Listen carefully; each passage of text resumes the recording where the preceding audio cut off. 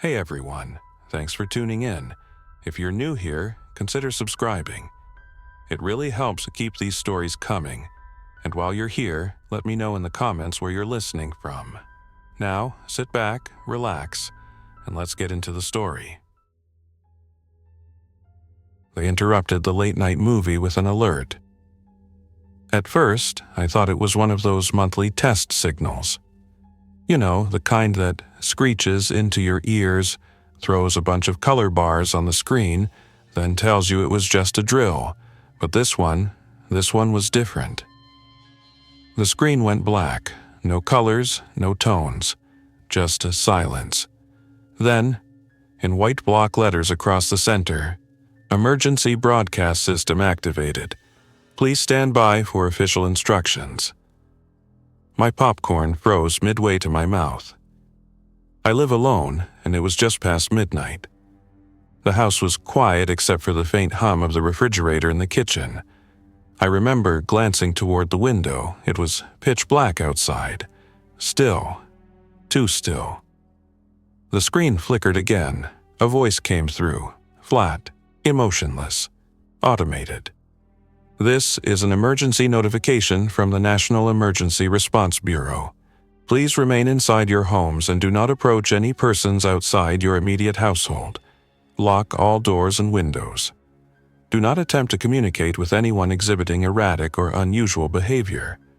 Further instructions will follow." Then the line repeated, again and again.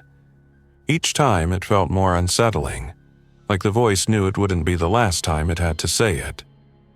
My phone buzzed on the coffee table. It lit up with a push notification. First zombie alert. Do not open your doors. I stared at it, blinked, read it again. Zombie alert? This had to be a joke, some twisted hacker hijacking the system, or one of those viral marketing campaigns for a new show. But there was no clever hashtag, no link, just bold red letters, "Do not open your doors." Then came the banging. 3 heavy knocks on the front door. I didn't move, not at first. I just sat there, holding my breath, ears straining. Another knock.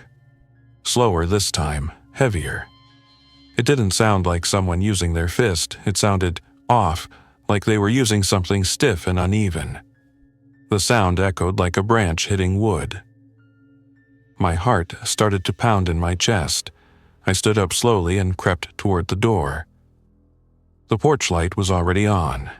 Through the peephole, I could just make out a shape, tall, hunched. Whoever or whatever was out there wasn't standing like a normal person. Their head was tilted too far to one side, their hands hung too low, and they weren't knocking anymore. They were dragging their hand, or arm, along the wood, making a long scraping sound. I backed away. Every instinct screamed not to open that door. My phone buzzed again. Final warning. Do not let them in. At that point, I wasn't scared. I was terrified. The kind of fear that makes your bones feel hollow. My mind went into overdrive, trying to make sense of what I was seeing. Maybe it was a sick prank. Maybe someone was in costume trying to scare people. But no matter how many times I told myself that, the way that figure stood, the way it scraped and dragged, didn't feel human. I turned off the lights in the living room, sat behind the couch. I dialed 911. Nothing. No dial tone, no busy signal, just silence. Another buzz. "They're not dead, they're not alive. Stay quiet." I almost dropped the phone. I thought about running out the back door, but what if there were more out there? What if the entire neighborhood was crawling with whatever this was? I turned the volume down and peeked through the blinds. That's when I saw it.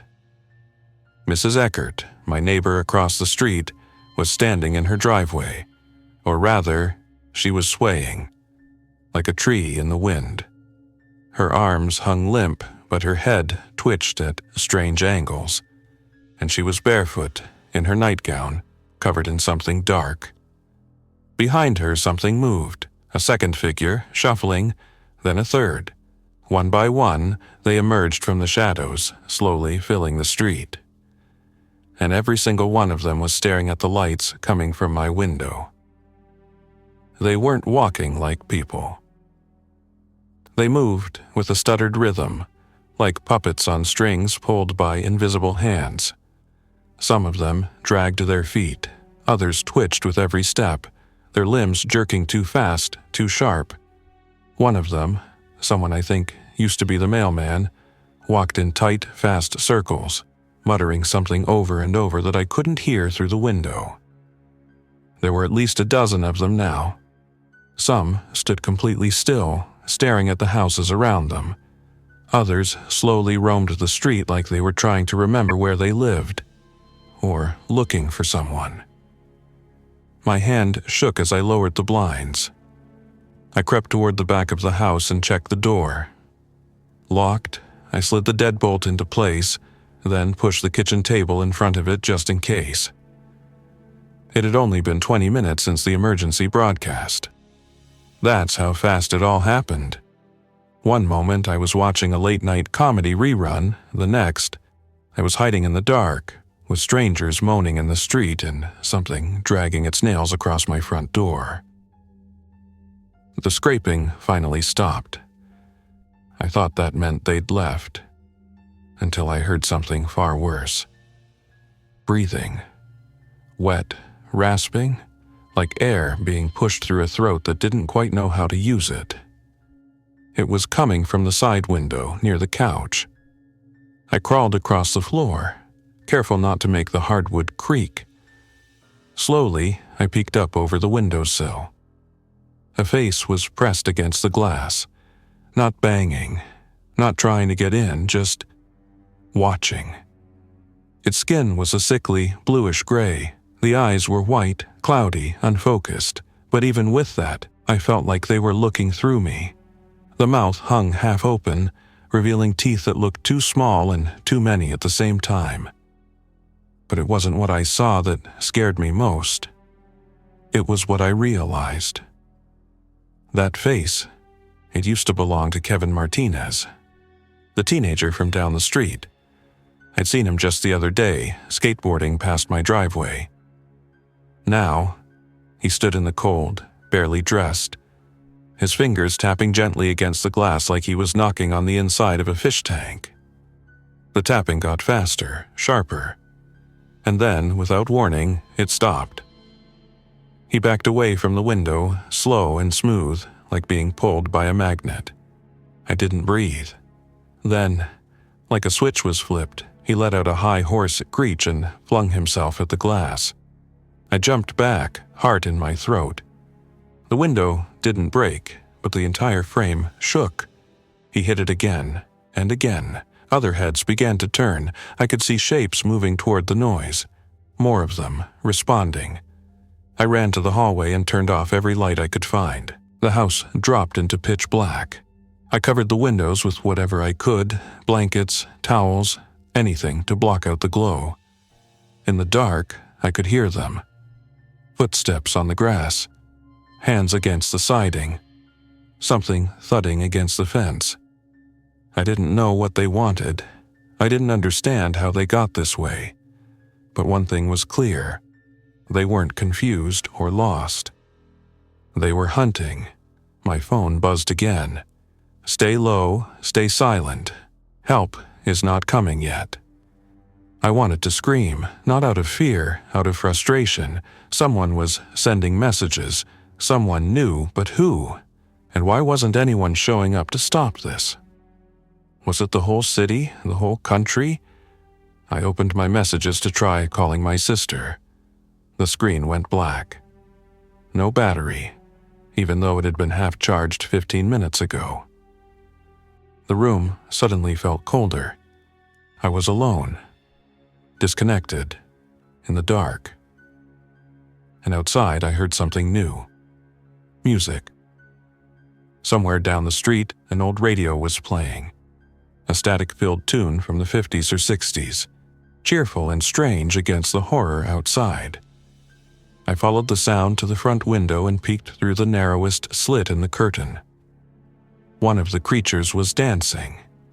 No, jerking, twisting in strange, bone-snapping moves to the rhythm. It reminded me of a broken wind-up toy. More followed, swaying and twitching in half motions, spinning in circles. And right in the center of the street stood someone in a red hoodie, holding the radio in both hands. Still, calm, watching. They were different. Their skin wasn't gray. Their movements weren't broken. They stood tall, chest rising and falling like they were breathing normally. Then they turned and looked directly at my window and smiled. That smile didn't feel right. It wasn't friendly, it was knowing. Like the person behind it had seen too much, like they were part of this and were enjoying it. The red-hooded figure stood in the middle of the street while the twisted dancers swayed and spasmed around them. The radio in their hands kept playing its warped, nostalgic melody. It was the only sound that echoed through the entire neighborhood, and for some reason, it made my skin crawl more than the screeches or the banging. I ducked away from the window, heart hammering. What was that person doing out there? Everyone else looked like they were stuck in some nightmarish trance, but this one seemed aware, deliberate. That was when it clicked. They weren't just surviving in the middle of that chaos. They were controlling it. I remembered the warning. Do not approach anyone exhibiting unusual behavior. Wasn't that all of them? Did this figure count? My instincts screamed yes. I crawled to the back room, my dad's old office, which I never bothered to clear out after I moved in. Dusty bookshelves, an old wooden desk, and a single emergency flashlight. I grabbed it, but kept it turned off. I didn't want to risk any light drawing attention. That's when I heard a new sound, right above me. Creaking. From the attic. My breath caught. The attic entrance was in the hallway, a pull-down panel with a ladder attached. I hadn't been up there in years, no one had. I froze, straining to listen. The creak came again, just one step, then silence. Could it be an animal? No. The attic had no entry point from outside. It wasn't even ventilated properly. Whatever was up there had to already be in the house. I backed out of the office slowly, eyes fixed on the attic door. Another creak. Then a soft, dragging noise, like something was crawling on its stomach across the wooden beams. I had to get out. Not out of the house. I couldn't risk that. But I had to move, hide. I slipped into the hallway closet and eased the door shut behind me. Not ideal, but it had a vent near the bottom, and it was packed with old coats and boxes, enough to muffle sound and maybe even help me disappear. I tried not to breathe loud. Tried not to think about the fact that something was above me. Then, out of nowhere, silence. No music, no creaking, no dragging. Just silence. Until tap, tap, tap. Something knocking. From inside the attic. 3 slow knocks, then nothing. And then something much worse. From directly in front of the closet, I heard a voice. But not like a human voice. It was like a recording, played through old speakers, metallic and hollow, words warped at the edges. It said, "You've already let it in." I didn't even blink, couldn't. My eyes were fixed on the sliver of light under the door. A shadow passed, then another. They weren't heavy like footsteps, more like gliding, like something that floated just above the ground. I pressed myself back against the coats, heart pounding so hard it made my ears ring. Suddenly, the flashlight in my pocket buzzed. I hadn't turned it on. It buzzed again, like a pulse. Once, twice, 3 times. Then silence. I felt sick. My hands were cold and damp. It was like the house was turning against me. The flashlight buzzed once more, and then a red glow bled from the lens, so faint it was barely visible through the coat fabric. Not white. Red? I covered it with my hands, but in that moment, I knew it wasn't just a flashlight. I had never seen this model before. It wasn't mine. It must have been left behind by someone, maybe even my dad. But what kind of flashlight pulses on its own? And why was it red? I pulled it out and turned it over in the dark. There were no buttons, just one smooth surface, but written along the side in tiny carved letters, "Do not let the red light touch your eyes." I stopped breathing. Red light, red hoodie. None of this was random. Something was happening here. Something bigger than just a disease or infection. This wasn't a spread. It was a signal A pattern, E, some kind of call. I opened the closet door a crack and peeked out. The hallway was empty. The attic door was down, and the ladder had been extended. That wasn't the worst part. Hanging from the bottom rung was a necklace. A small silver pendant shaped like an eye. It was mine. I hadn't seen it since I was 12. I didn't move at first. I just stared at that pendant swinging gently from the attic ladder like some kind of lure. It was mine. Silver, worn around the edges. My grandmother gave it to me when I was little, and I lost it after she passed. We searched for days. I thought it had slipped between the floorboards or ended up in some junk box during the move, but there it was, now hanging like bait in the dark. My mind raced. How did it get up there? What had put it there? I stepped out of the closet, careful not to make a sound. The hallway was still. Too still. Even the house felt like it was holding its breath. I turned the red glowing flashlight over in my hand. Its pulse had slowed now. One beat every 5 seconds. Soft, steady, like a heartbeat. I was tempted to toss it into the fireplace, but part of me thought it might be the only reason I was still safe. And the more I stared at that pendant, the more I knew I couldn't leave it hanging there.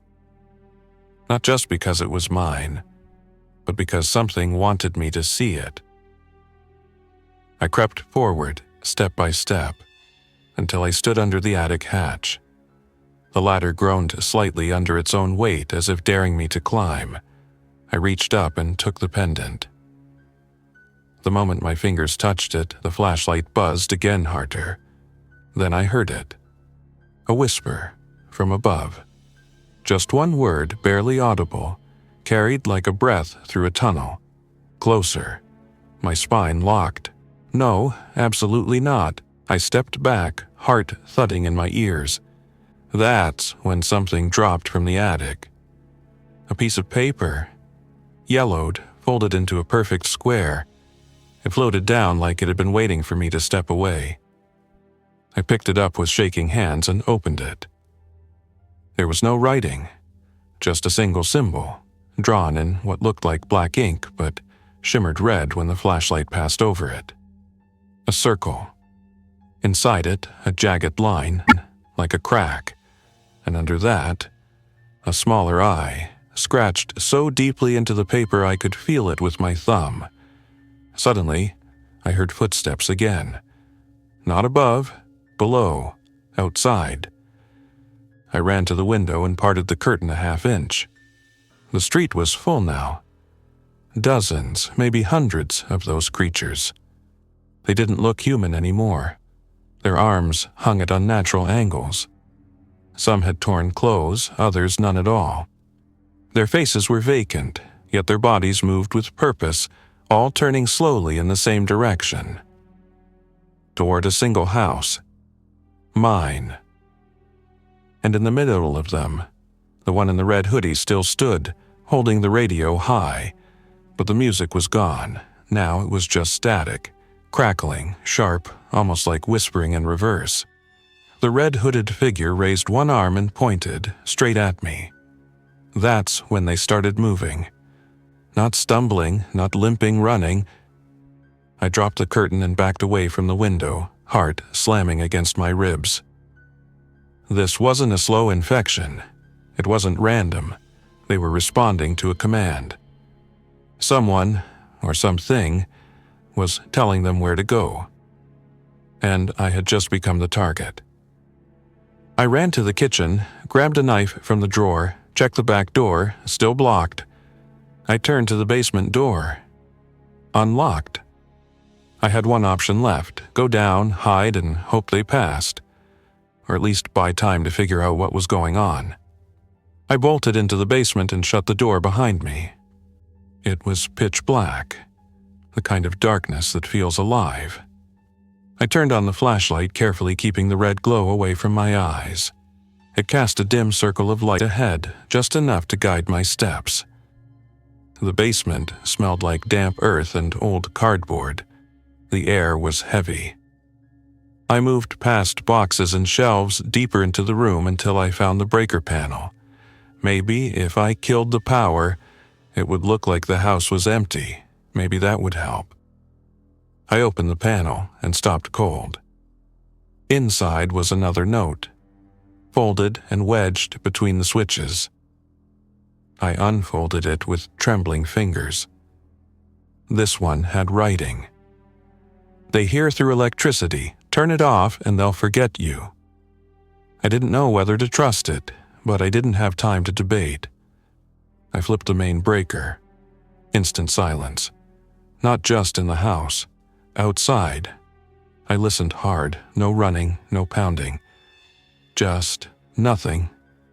I crept back up the stairs, every muscle in my body tight. When I peeked through the curtain again, the street was empty. No monsters. No red-hooded figure. Just moonlight and quiet. It worked. Somehow it worked. I leaned against the wall, breathing hard, letting myself feel the smallest ounce of relief when I noticed something. The pendant around my neck, the one I had just recovered, it was glowing. Faintly, soft red. And in that moment, I realized the house wasn't quiet. The whisper had returned. This time, it wasn't asking. Let us in. I backed away from the window. The pendant against my chest pulsed once, gently, like a heartbeat not quite my own. It wasn't warm, but I felt it, like it was syncing with me, matching my breath, matching my thoughts. Let us in. The whisper wasn't coming from the outside anymore. It was inside the walls. It came from the pipes, from the power outlets, from the old radio on the kitchen counter, which hadn't worked since last winter. The entire house was speaking, or more accurately, echoing something that was trying to speak through it. I couldn't scream, I didn't dare. The silence was too fragile. Like if I broke it, everything would come crashing down again. The note said the electricity was the connection point, that they used it to sense, to follow. But I had flipped the breaker. Everything should have been dead. Unless something had already gotten in before I cut the power. I thought back to the attic, to the creaking, to the voice that said, "You've already let it in." What if that wasn't a trick? What if they weren't outside anymore? What if they were waiting for me to realize I was already too late? I stumbled back into the hallway. Everything looked darker now, the air heavier. I turned off the red glowing flashlight to try to hide, but even in the dark, the pendant kept pulsing. Faint, rhythmic, like it didn't need light to glow. Then the TV turned on by itself. A black screen, a single white symbol in the center, the circle with the jagged line. It flickered, then a figure appeared. Not video, more like a still image. It was me. standing in my hallway, staring directly at the camera.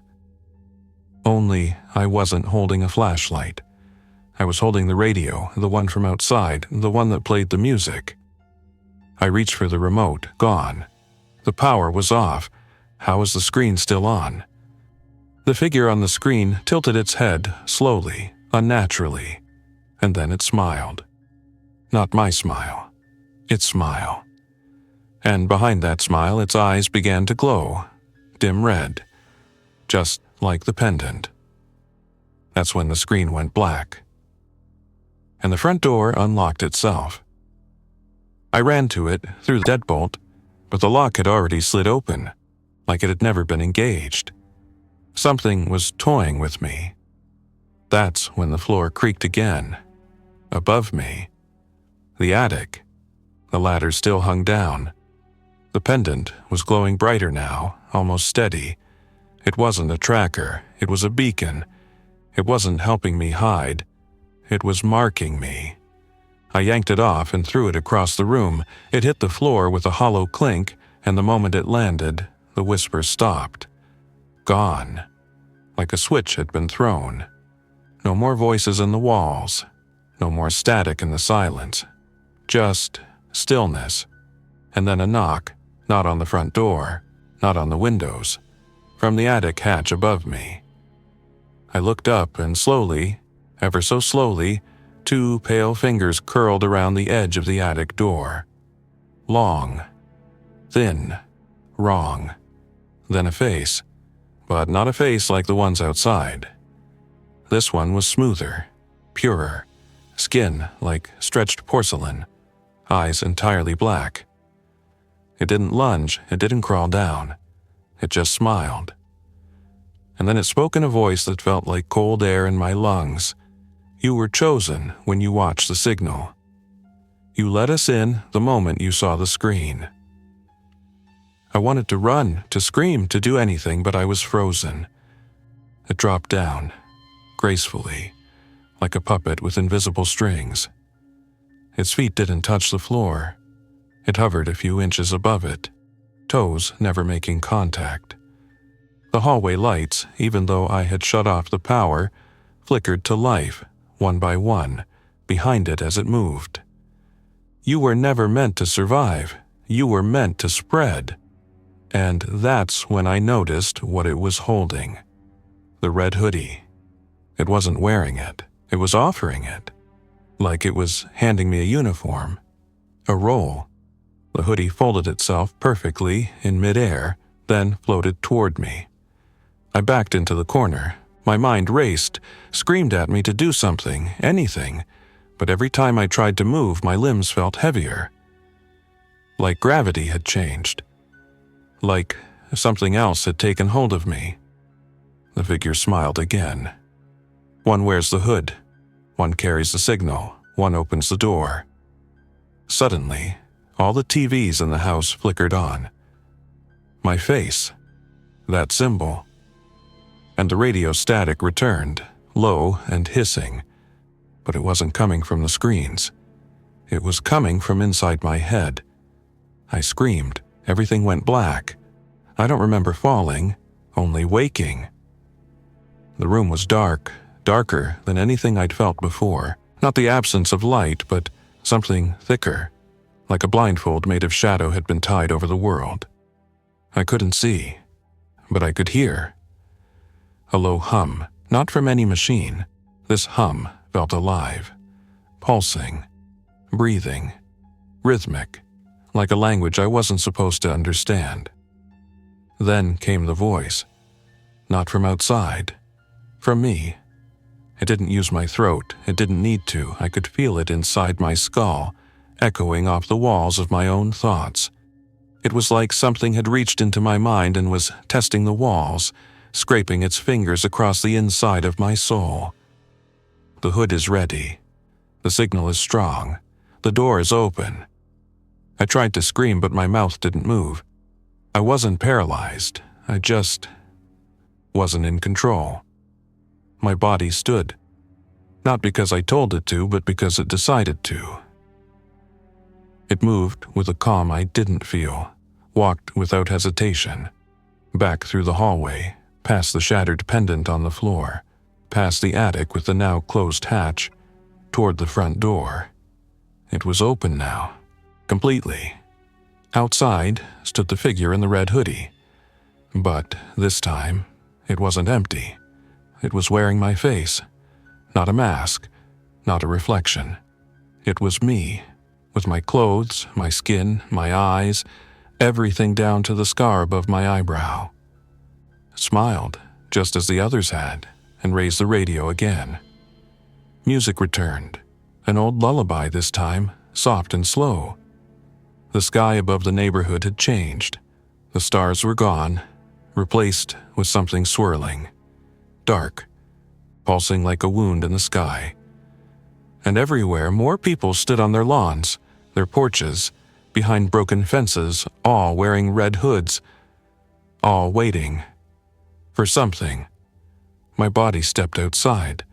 I couldn't stop it. I couldn't scream. And then everything froze. The music stopped. The air stilled. All the hooded ones turned their heads at the same moment, like dancers in a choreographed nightmare. They looked up at a house across the street, one with a single light on in the upstairs window. Someone was still alive. Someone who hadn't answered the call. Someone like me, just 24 hours earlier. I realized what was happening. I was no longer the hunted. I was the signal. The red hoodie folded itself over my shoulders. Soft, familiar, like it had always belonged there. The radio in my hand clicked to life, and this time, I pressed play. From every house in the street, whispers poured out like smoke. Do not open your doors. Do not look outside. Do not trust your reflection. You are not alone in your own skin. One by one, the other hoods began to dance again, limbs jerking to a song no one else could hear, mouths frozen in smiles too wide, eyes glowing too bright. I wasn't just part of them now. I was the next chapter. A new broadcast began in my head, clear and calm, like the one that started this all. This is a national emergency. Please remain indoors.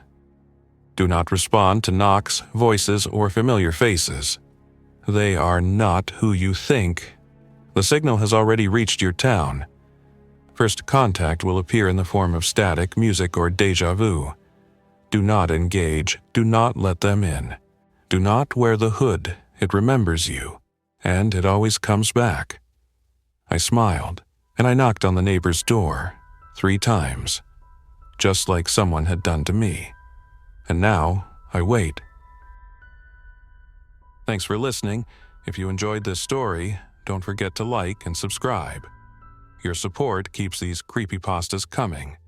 Until next time, stay alert, stay safe, and never ignore the feeling that something is watching.